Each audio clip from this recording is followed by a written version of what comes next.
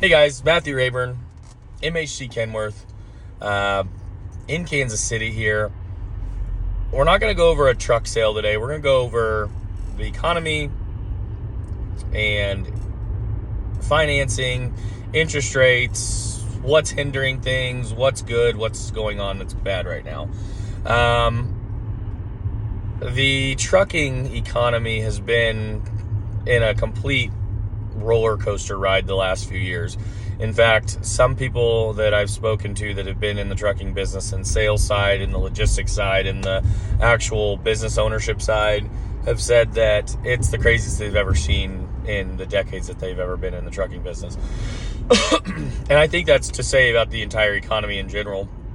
And I won't get into that. But the entire economy is crazy, but we've seen just as crazy, the Great Depression, the 80s, the 08 crash. We've seen economy shifts before, but specifically in the trucking business, a year and a half ago, 2 years ago, the market was through the roof. Load prices were fantastic. There was plenty of work for people, and truck prices were through the roof, and a lot of people purchase trucks then. But it all came crashing down, and truck prices have fallen, and they've hit rock bottom. Some people have disagreed with me recently in these conversations and think that it's going to go down even further, but this is something to keep in mind, that we're kind of in a weird limbo place, just as in the housing market is, when interest rates are really, really high right now, and it's causing truck prices to be really low. That's not the only reason. Loads and whatnot are also causing that as well, but we are already seeing a shift in interest rates. Interest rates are going to start going back up, or start going back down, and truck prices are going to start going back up. So interest rates have already fallen a little bit, and we're in a kind of a decent limbo period where if you're looking to buy a truck, this isn't me being a salesman. This is just me being dead honest with you. As interest rates keep falling, truck prices are going to go back up.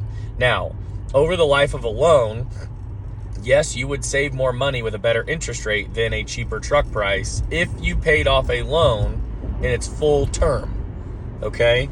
But a commercial loan, to be completely honest with you, is just like any loan, the smartest thing to do is always to pay it off early. Banks don't want me to tell you that, but it is what it is. Yes, there are penalties involved, but a smart, knowledgeable, common sense individual will tell you that there is easy ways to get around, large penalties on paying truck loans off early. And there's nowhere in their fine print that says any differently. Now, is going off and paying a truck off in 6 months, if you're a first-time buyer, if you hit like a big old sum of money or something? No. If you're a first-time buyer, paying a truck off, you need to be paying on it for at least a year to build some commercial credit for yourself. That being said, if you are established, it's just good to pay off trucks early. Always is. That way you're not paying so much in interest. And it can even be as simple as paying off, if your payment is, let's call it $2,000, and your principal and the money paid to your principal, you just double that amount of money. So if you have, this isn't common, but if you have a $2,000 truck payment and $1,000 is going to interest and $1,000 is going to principal, pay $3,000 that month, and you'll have the truck paid off in half the time instead of paying off the full loan amount. And because interest rates are high. If you pay off a 36-month loan or 48-month loan, 54-month loan in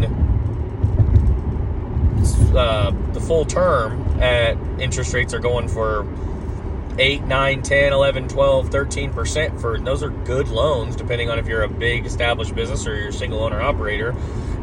Those, you're going to be paying loads in interest if you don't refinance.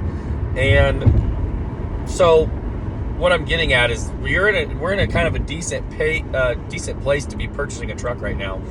Interest rates are coming down. okay, interest rates will keep coming down, but as they keep coming down, truck prices will go back up. So if you can get a cheaper truck price right now and get a higher interest, but not as high as it's been, but a little bit higher interest than you would pay when interest rates come crashing down, and you pay off your truck a little early, you're going to be saving them. You're going to be maximizing your savings over the life of the loan. So that being said, let's talk about sleeper loans and lenders loaning money on sleeper trucks. I get a lot of people calling me right now, like, oh, I really want this truck. Especially my X-Trans Ams I've got, my ACTs, my fleet spec. As a first-time buyer, these guys that are trying to be smart about their first truck they purchase, they're not going out and buying the world of a truck. They're buying a smart, good, used truck that's been well-maintained, that is, it's automatic, so they don't have they don't have to worry about automatic restriction. And they're coming to me like, this is my first time buyer. I've got good credit, in the mid sevens. I got a guy who's got a 780. His FICO's 780, 750, and like 745. And his interest rate's still going to be 13.3%. And he's got established personal credit, just not established like PayNet, like business credit, commercial credit. And he's like, why is my interest still so high? Well, here's the problem. When the market went through the roof, everybody and their mother went out and bought trucks. Loads were great. Everybody's making all this money. A lot of investors got into the business, not knowing anything about, a lot of these people are truck drivers at the start of the day, not business owners or not, money managers. And a lot of these folks went out and bought up all the sleeper trucks that they could because the loads were fantastic. And when the market came crashing down and loads started like plummeting, they didn't save it. Nope, a lot of people didn't save that money, and a lot of banks are now stuck with trucks that they bought in a really high market. So the truck market dropped over 50%, and they had only been paying on these trucks for a very short period of time. We're talking months for some, upwards to only a year for others, and with, on truck terms that were long. And now these banks have been just losing their ass on these trucks that all got repoed, and there's an ungodly amount. The percentage I heard was over 50% of trucks that were purchased during the height of that market. There's over 50% were like repoed. When you talk from non-major companies, when you take out, like your big companies, a lot of first-time buyers and stuff like that, first-time investors, over 50% repoed. So now lenders are gun shy on loaning money to people that are buying sleepers, especially first-time buyers. So interest rates for sleepers are high. Down payments, especially for first-time buyers, are extremely high because they've already lost all this money. Some banks even went under because of the amount of loss that on the money that they lent. And they didn't get out from under their trucks soon enough before the market came down.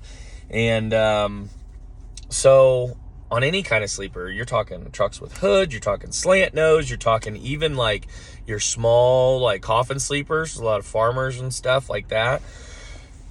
And it's unfortunate, but what the banks are doing by having you put down a bunch of money is they're making sure that their ass is covered if you don't pay on this loan, because they've just already went through a huge loss.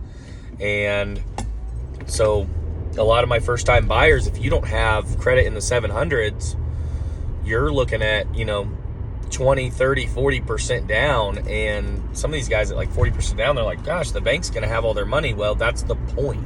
The point of it is that they have enough money up front that if you go 1 month without paying and it gets repoed or you turn it back in, they haven't lost any money, and they even still, like after a month, like they still would lose money even with your 40% down, because that's, there's other factors that they have to take into with cost and stuff like that.